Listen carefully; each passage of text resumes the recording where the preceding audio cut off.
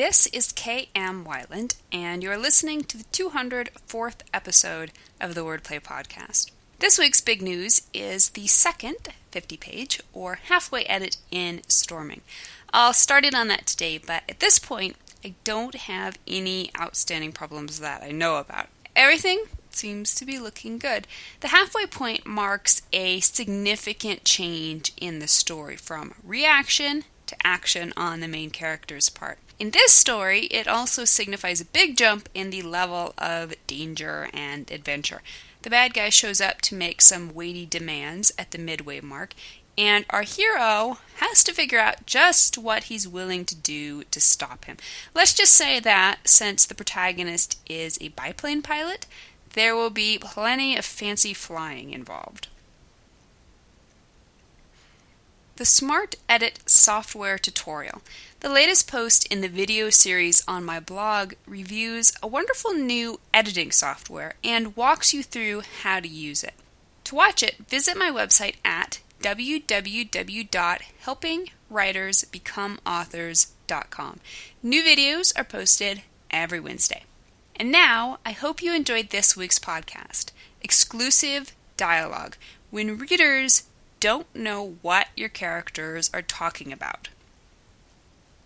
A good story will always be a balance between providing readers necessary information and keeping them curious by not giving them all the info. Nowhere is this more true than in dialogue. Make no mistake, this is a tough wire on which to balance. Give readers too much juice, and they not only grow bored, they may also feel as if you are dumping info on them or condescending to them from your top lofty summit of superior knowledge. But give them too little info, and they'll not only suffer confusion, they may still end up resenting you for condescension. So how does that work anyway? How can you condescend to readers by not dumping info or flaunting your knowledge? This is where we run smack into the problem of exclusive dialogue. So what is exclusive dialogue? Think of exclusive dialogue as an inside joke. You and your characters know what's being talked about, but your poor readers are left out in the cold. In the first 5 pages, Agent Noah Lukeman uses the analogy of the odd man out at a party. A good example of exclusive dialogue. You feel shut out as a reader, as if you've crashed someone's private party and no one has any intention of filling you in. Note the plethora of cryptic and personal references, the clipped speech. This type of dialogue is sure to make the reader angry, since it seems as if the writer is blatantly disregarding him. Most of us have probably found ourselves in a real-life situation like that. We stand there, grinning bravely, nodding along, trying to project an understanding of what the other people are conversing about. Meanwhile, they go right on talking over our heads, making no effort to include our obviously willing selves in their conversation. Can you say awkward? That's how your readers feel when you let your characters ramble on in enigmatic sentences that hint at something juicy and interesting without including the reader. An example of exclusive dialogue. Did you get the thing, the you know? Yeah, I got it. How's it look? You know. Did you get any of that? Does it make you want to read on, or does it just annoy you? If readers are left dangling like this without any further context, they're going to feel as if you're taunting them with what you know and they don't.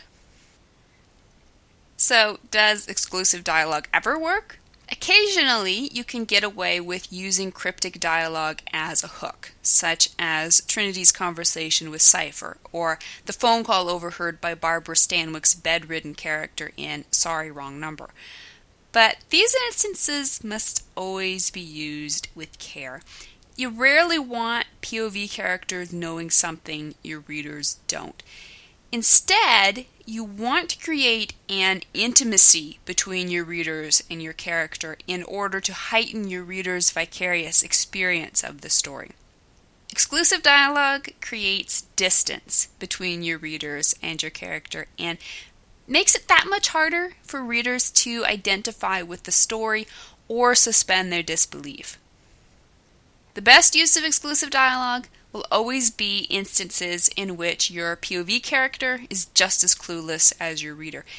In these instances, the mystery of the dialogue becomes a focus within the plot instead of just a cheap gimmick to try to hook the reader's curiosity.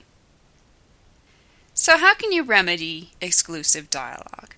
The answer to this one is easy. Make the dialogue inclusive. Instead of writing dialogue that is purposefully vague or obscure, spell things out.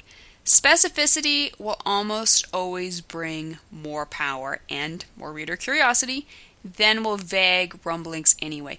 You want readers to be curious enough to ask specific questions, and in order for them to do that, they first have to be given enough specific facts to allow them to frame those questions. We might rewrite our original example like this. Did you get the puppy for Jamie? Yeah, I got him a Mastiff. How's it look? Like I should have gotten him a Pomeranian instead.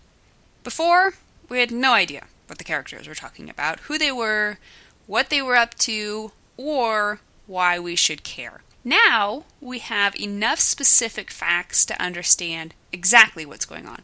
Now, we can actually participate in the story instead of just looking on as an outsider. Thank you for listening to the Wordplay Podcast. To read a transcript of this episode, you can visit my website at helpingwritersbecomeauthors.com. And be sure to check back again next week.